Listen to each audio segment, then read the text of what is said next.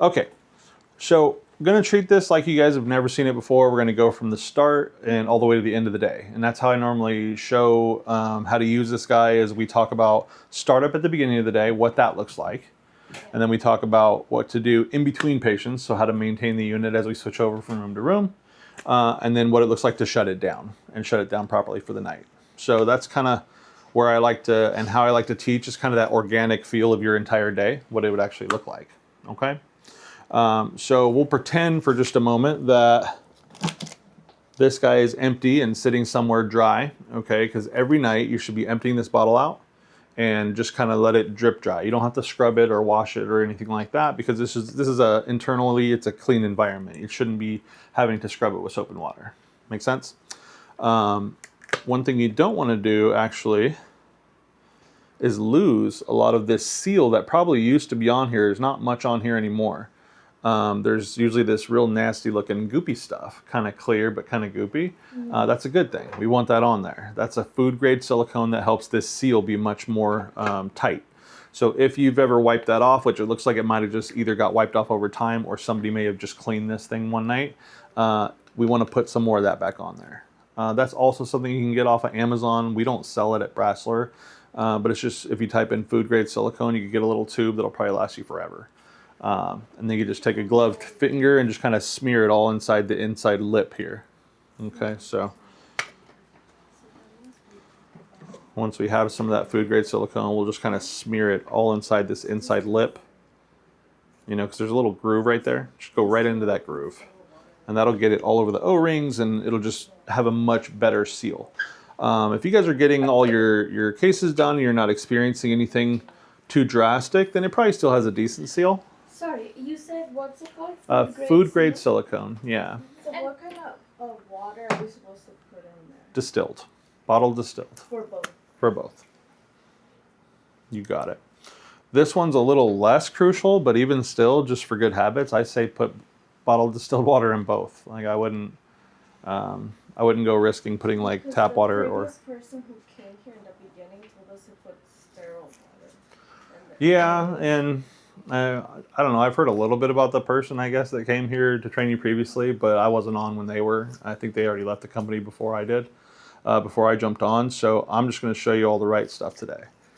So distilled water is fine for both. That's exactly what you want. Exactly. Okay. So one of the first things we do in the morning when we come to start this thing up is we get our patient water bottle filled with distilled water. And then go ahead and place it on. I assume everybody knows how to place this on and off pretty easily. Everybody knows about the little button, makes it pull off. You got the little grooves to guide it in there. Give it a little tug after you heard it snap on to make sure it's truly on there, because the whole thing's going to be under pressure once you turn it on. We don't want that popping off the back, right? So that's the first thing you do when you get here in the morning. Next thing we do is, of course, we can go ahead and plug it into power. But your air line in the morning should hopefully be over here, not plugged into your unit, okay? Because your air line, we want to plug into the source first, and then we want to go ahead and just use our thumb just a little to the side so you don't block it. Push that little metal piece down, and now you can kind of blast it on a shiny surface for about 10 seconds to make sure there's no moisture on this line from sitting overnight, because it happens sometimes, right? Change in weather, humidity in the air, we can have moisture settle on our lines when it comes to our compressors. Let's see if we can get some more slack today. So end of the day, we unplug this yellow line from the Correct. You want to unplug basically everything and really just kind of put it to bed. So we'll go over the close down procedure. But yeah, your power cord should be unplugged, wrapped up, yellow cord unplugged and wrapped up, whether you're going to get more for one for each room, whatever the case may be. This shouldn't be plugged into your unit when it's go time in the morning. This should be tested first from the source. Make sense? Mm-hmm. Okay. Once we've done that, then we feel safe to go ahead and plug it in. Okay, so we did our patient water bottle, we did our power, and I assume everybody knows how to plug it in pretty easily. It's got a quick disconnect. Use the button when you're putting it on, not when you're taking it off, not when you're putting it on. Just push until it snaps into place. Your foot pedal, it can stay plugged in all the time. You don't need to worry too much about that. It's just about the power being unplugged, so there's not constant power running to your laser head and shortening its life, right? So turn off that rocker switch, unplug, wrap it up, right? We'll talk about it again at the end of our close down procedures in a second here. But the air and the power, they're definitely crucial to go ahead and make sure they're not plugged in. Okay, so once we have our patient water bottle filled up, we have our power, we tested our air, then plugged it in, we're ready to turn it on. So that's kind of your startup procedure for the morning, and then we'll talk about what to do once it is on. So key, we'll let it power up. While it's powering up, we can absolutely start getting our first handpiece and tip ready, because we're going to want to prime the unit, right? Whenever you're messing with the trunk fiber and loading anything on or off of here, we always want to grab the coupler only, not the cable, right? We're not wanting to pull on this and move it around. So holding the coupler, holding the black cover or a handpiece, I like to hold that and then push against my own hand to kind of break the seal. That way you're not ripping it off of there. You just break the seal and now it can easily come off nice and simple and not damage anything, right? And then anytime you have this or a handpiece off here, you got visibility here. So it's time to check those O-rings visibly, make sure they're good. If you got horrible eyes like me, throw on your glasses or throw them under the scope and take a look. We want to make sure these are intact and not chewed up or bent or crimped or anything like that, okay? The green rings are the O-rings. And the little black one at the top. You got like a set. Okay. And you guys should have multiple on hand, that way you can change them once a month. So we're checking them daily. But once a month, we're also going to change them just to be proactive, because once a month use of daily use, if you guys are seeing a few patients a day, on, off, it's going to mess them up a little bit. How many patients would you say that it would need to be changed? Because we use it how many days? 3 days? Yeah. Yeah, not often. So there's no real patient count for it. Just that proactive once a month is going to help keep your trunk fiber healthy. And we don't want this $3,600 before taxes piece to get messed up. So some of our cheaper, simpler maintenance items, we want to make sure we stay on top of them. Okay. There's a couple other questions like, oh, how often do we change the or fill up the internal water? That definitely counts towards your patient count, right? Because if it's not going low, it's not going low. So pretty much all the other answers for things to do is that, like how often do you actually use it? But these, I would definitely just proactively get rid of them once a month and put the new ones on. Cool. So we can pull that off. We can get our handpiece and place it on.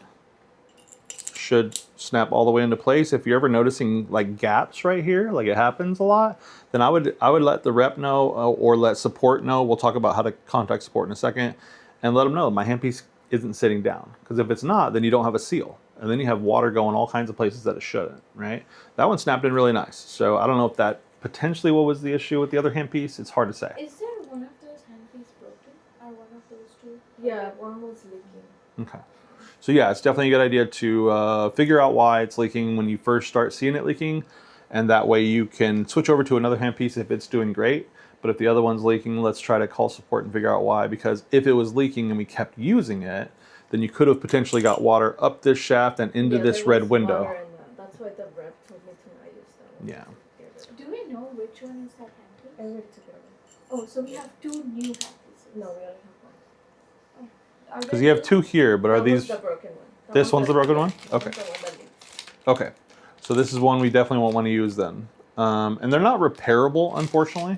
So if it's a newer one and it may still be under warranty, I would just check with support and see if it's under warranty. If it is, they can get it replaced for you. Does the warranty match the machine? Because I know the machine doesn't have warranty anymore. Okay. If it doesn't have warranty anymore, you guys can put it back on warranty. It's more like a service arrangement that you pay for now. It's past the manufacturer warranty.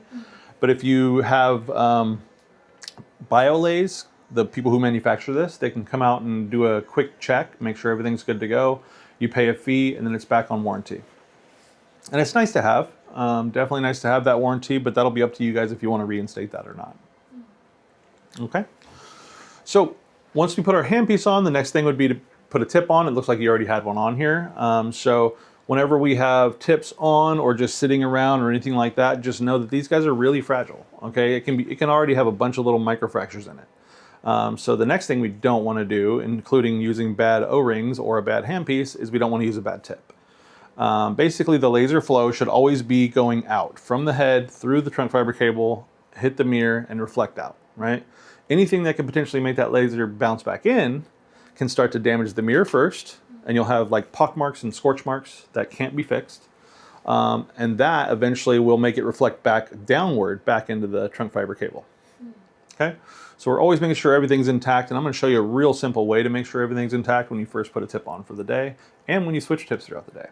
Okay, it's called a beam test. Has anybody ever showed you that? Okay, so we'll go ahead and do that too. I also rearranged and retightened this thing so it doesn't hang over your screen anymore, so that should be nicer. But essentially what's going to happen is once you get to this stage, you got your handpiece on, we did our morning startup, it's going to say, do you want to prime? I would say no. I would skip that, so that way you get to this window, so we can do a beam test first. It's always easier to do a beam test when there's no water distorting the image. Because what we want to see when we do a beam test is a clean image of the aiming beam that's going to come out of here. It's not the laser, we're totally safe, we're not stepping on the pedal, but that red aiming beam is what we're going to use to actually evaluate the tip, the mirror, and that red window, all in one shot. Make sense? And if you have water involved, sometimes it won't look like we're going to try to make it look like right now. Okay, so let's see if someone did save a beam test for you. So we don't have one, so I'll go ahead and put one in there now. You don't have to use this. BioLays just likes us to have a beam test favorite in here. We already have aiming, we just want some air. But you can use any procedure to do a beam test. It doesn't matter where you're at. As long as you turn it into ready mode, it shows the red light, right?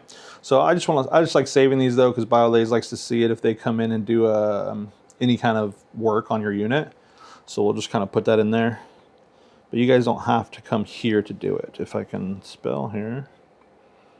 Beam test. I see on favorites one. Yeah, it'll be in your favorites. And it'll be labeled that now. Instead of Fave 1, it'll say beam test. So if we were back here, if you wanted to do a beam test using that beam test protocol I just gave you, you just go here, click on it, and then we click it in ready mode. But again, you can do that from anywhere. You can go to hybrid, click on any one of these, just get out of this window by clicking the tip, and now you can put this in ready mode. It doesn't matter where you do the beam test, we just want to make sure we do it before we prime. So now we have our aiming light, okay, and that's just an aiming light, right? It's not anything that's actually firing any laser or radiation. And what we want to do is point it at a non-reflective white surface. And what we should be seeing, which we're not with this tips, yeah, if you guys want to come on over. What you should be seeing is a little hot dot in the middle with kind of a circular donut around it. And we're not seeing that, right? We're just seeing more of a blob, right? So once we see suspicious activity, now it's time to test all three components and see where the problem is, right? I suspect it's the tip, but let's find out. So we're gonna take our tip remover. Everybody knows how to put a tip on and off? You guys feel pretty confident with it? Okay. So we're gonna take our tip remover and pop that out, and now we're gonna test it with just the mirror and the red window. So what this should look like is just like that. It should be a fuzzy uniform circle. Okay? So now we know where the issue was with the image that we did not see. The image we wanted to see wasn't there. And it's because that tip is bad. Okay? So if you reuse that tip, you could potentially cause damage to your unit. Make sense? That's what's called a beam test. Now if we did this, and this is again why we didn't introduce water yet, because you would have to purge before you take this handpiece off. If we did this and that looked funny, then we're like, okay, there must be a deeper issue. Let's take a look at the red window. Because the red window should be a little hot dot with like a Saturn ring around it. So that looks great. Make sense? But you can check all three at once when you first put your tip on. And especially if you're reusing tips, you should not be reusing tips. But if you are, don't even say out loud if you are. Let's just say if you are, check every tip with a beam test before you prime. Make sense? Okay. So now we know. Can we try a new tip and so I can see? Absolutely, yeah. No, we'll definitely want to. What it looks like? Yeah, we can grab any one of these, and let's grab a number 3. I assume you guys don't use 3 as much. Yeah, the most people long one. use 1s and 2s. Yeah. So we'll just use one of these that you don't use that much. Plus, it's not as fragile. So we'll use tip number 3 for this. I'm a blind old man, so let's make sure I can see what I'm doing putting this on. And then, yeah, I would just take this tip that we tested just now and throw it in the sharps, because it's not a viable tip to be using on your, you know, unit that you don't want to have a $3,600 blown trunk fiber cable. So I don't know where your sharps is, or if somebody wants to, you got it. Okay, so let's put one of these guys on and see if we get what we're supposed to see. So anybody who doesn't know how to put a tip on, you just throw it in that groove, right? Pretty easy. And now because there's no water involved too, we can do this. If we're ever switching a tip in the middle of a patient, there's already water involved. So there's an area you want to do that to make sure air is pumping out. But we're not worried about that right now. So we approach, we push, we're done. I like to just make sure it's all the way down, even though it should be with that tool. I'm just a little crazy like that. So now we can point it here and see what we should see, which is that dot in the middle with the donut around it. Each tip, 1, 2, and 3, will have a slightly different pattern. So you might see a slightly different pattern with 1, 2, and 3, the difference in the tips, but they all should be generally a dot in the middle with a donut. I see. And especially with the dotted one when the tip is on. Like on the donut dots. Correct. Okay. That's why that first one we knew it was bad. If we took it under the microscope, we probably should have just so you could see it, but that's why it didn't have a uniform look. Because we checked, after we saw it, we checked the mirror and the red window and they were both fine. So it's definitely the tip. Cool. And tips come bad sometimes from the manufacturer, you know, and if you get a lot of them that you get a whole box and like multiple keep coming out bad, let your rep know and get some new ones. Because it happens sometimes. They're just little glass tubes. They're very fragile, right? And that's another reason why we don't reuse them. They're just way too fragile. Without even getting into patient cross-contamination and talking about that, before we even get to that, we're talking about protecting this guy and therefore protecting your laser head. So this is about 3600 if it got back to the laser head because we kept using a bad trunk fiber cable because it was still working but not quite powerful like we want it. And we're just kind of up in the power. So whenever there's minimal power, don't keep using it. Call support. But if we kept doing that and using a bad one, it eventually gets to your head. And that's about $8,000. So trying to protect these things with our little simple ways of doing maintenance when it comes to O-rings, tips, to make sure we're protecting that. Cool?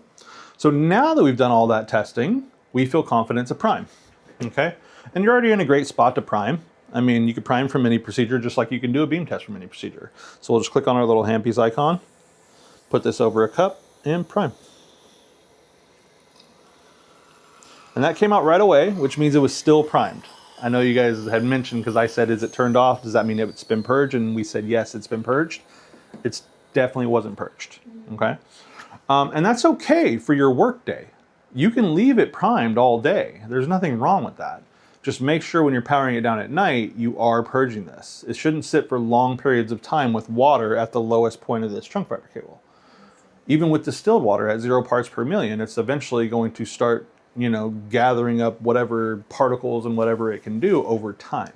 So we don't want to let water sit in there ever. We're always purging before we turn off the end of the day. Make sense?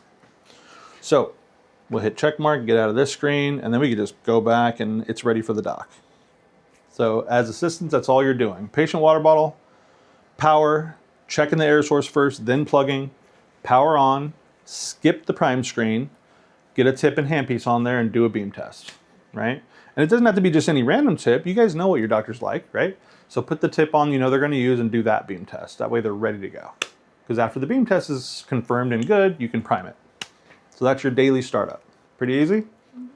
Cool. Any questions about menus, any of that stuff? I'll go over it anyway because we talked about treating it like you've never seen this before. But just a tour is what I usually do of the menus because it is a very plug and play, very easy system to use, as you guys know. So at the top here, you have your turn off and purge or switch users. So if you wanted multiple users, multiple doctors, you could do that. That way you can each save your own favorites, but you don't have to, right? You can just leave it be as Peninsula Endo. But this is also where we're gonna do our turn and purge off, which we'll talk about in a second, right? If you don't wanna do anything, hit the X. If the X doesn't exist, hit anywhere on the screen. The video icon, if it's highlighted blue, means you'll play a video when you click on something instead of going into that protocol. Make sense? Pretty easy. If you wanted a shorter video, go into the protocol, then push it, then just click it, and now it will only show that protocol. It won't show the whole video of hybrid, right? So if you're just trying to quickly show something and communicate with your patient, this is probably the quicker way to do it. Okay? All right. Right here is your support icon. I'm sure you guys are familiar with this. Sounds like you had some support issues pretty recently. Got a new trunk fiber. So click in that little guy. You can click technical, clinical, or other. It really doesn't matter. As long as it gets sent to my team over at Brasseler, they're going to call you back usually within 15 minutes if they're not having a crazy day. to make sure they start documenting and figuring out what's going on. If it needs hands-on work, that's when BioLays gets involved. They're the ones that manufacture it, therefore they're the ones that service it. Make sense? Okay. So I don't care which one you push, just click technical every time, as long as something gets sent. And if you ever see an error pop up, like that, it's still there. So you can still throw an envelope request and say, hey, there's an error on our screen that we can't get past. And they can call and at least try to figure it out by phone. And again, if they can't, then we get BioLays involved, get someone scheduled. Cool. So, and that's your emergency stop button, by the way. If you ever feel like this thing is doing something it's not supposed to, you smell something